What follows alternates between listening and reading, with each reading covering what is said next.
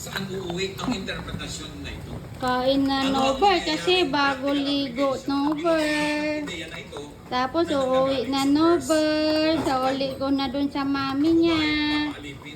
May dalawa inggit oh. Ayun oh. Ayun oh, dalawang inggit oh.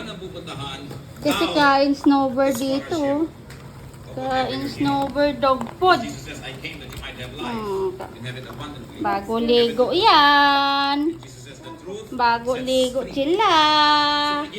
Wawa, ang inggit. Chuck Peewee.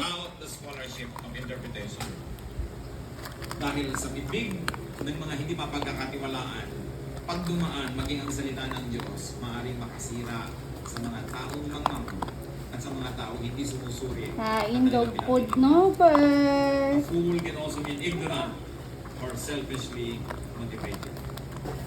Proverbs 26:10, like an archer who wounds at random, is he who hires a fool for any Bago ligo.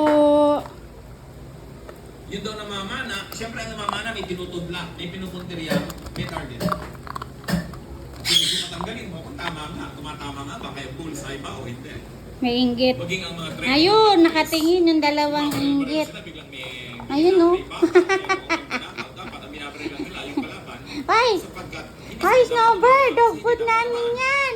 Pero, Why, Snover?